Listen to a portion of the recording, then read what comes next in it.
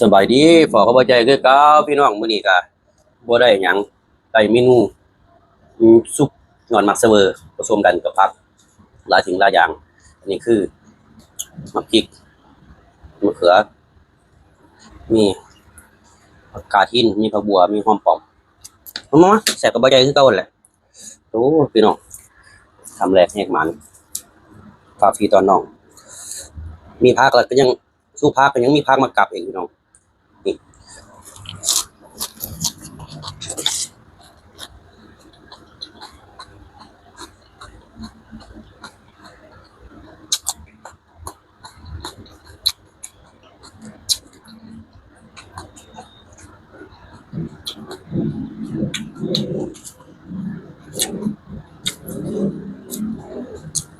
โอ้จวดดีหย่อนมักเสวอไม่ได้หย่อนลงมุก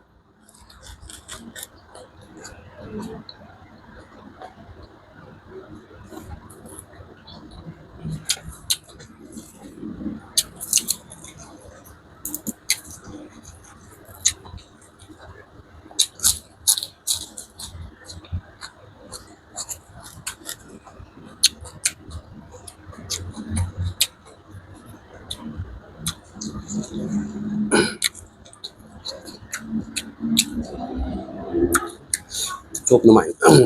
ซุปผักแซ่บกินได้หน่อยแหละพ่อแม่พากินสิ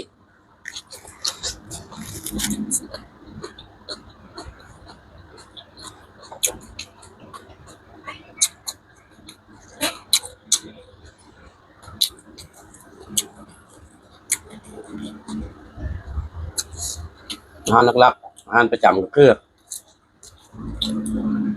เจ้าลวกผักแกงหน่อไม้ซุปหน่อไม้โอ้เว้าเรื่องหน่อไม้มันเฮ็ดได้หลายอย่างหลายสิ่งหลายอย่าง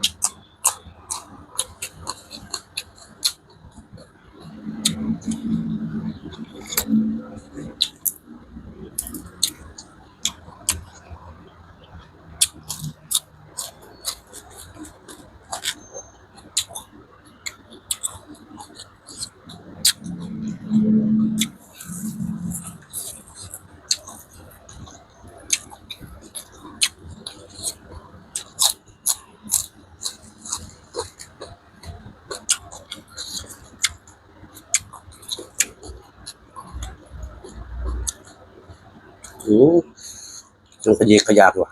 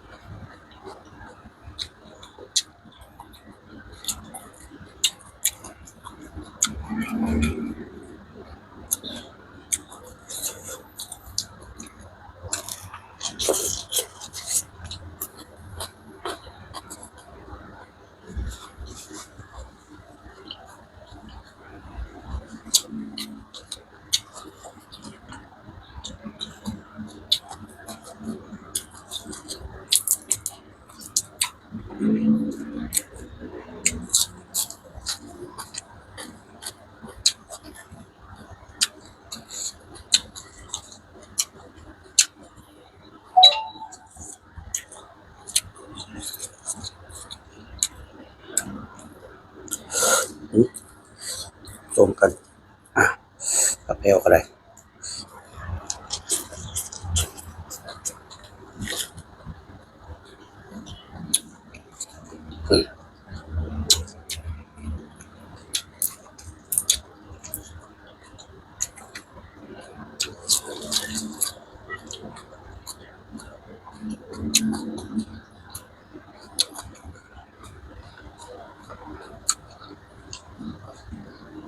ว่า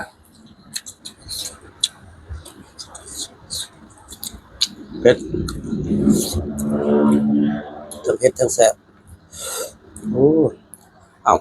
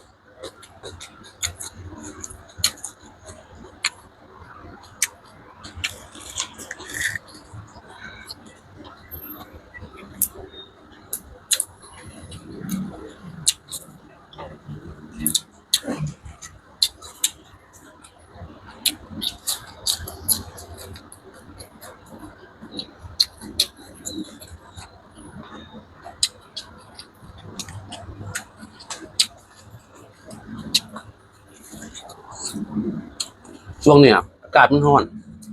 นอนก็ยากนอนดึกอยู่ไสก็สิร้อนคือกันน่ะวะเห็นแบบนี้ว่ะ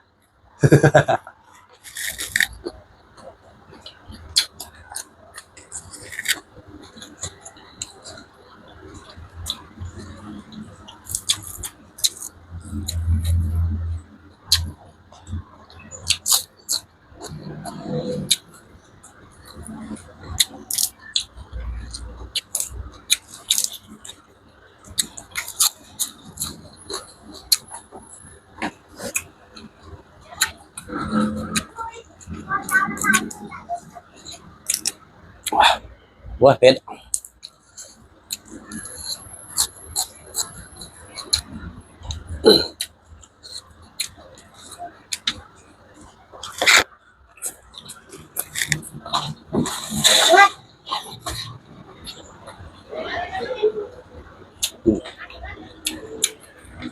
ดูเพื่อนเดี๋ยว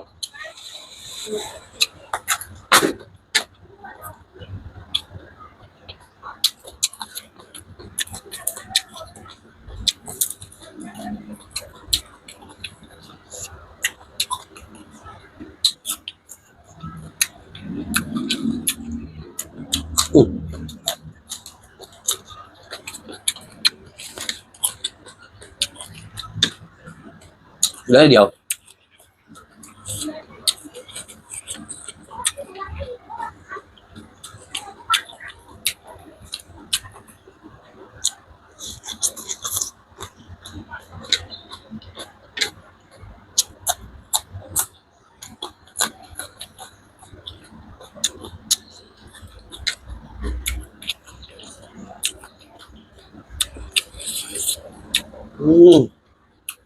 ว่าอะไรอ่ะ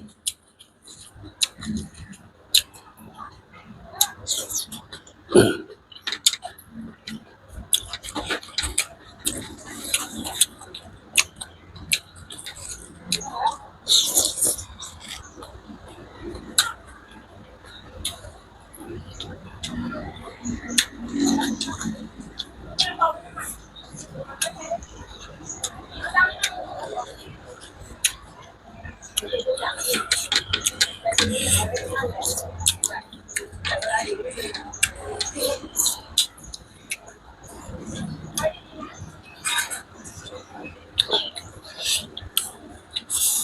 บิดพี่น้อง เบิดเกลียงกระเตือนเลย โอ้สมหิวสมอยากเนาะพี่น้องกลางคืนกับบุคคลที่กินข้าวกินน้ำแต่เช้ามากก็กินได้ไล่เนี่ยคลิปนี้ก็ฝากพี่ฝากน้องสำนีไปก่อนแหละคลิปหน้าก็พอกันใหม่ครับบ้านสบายดี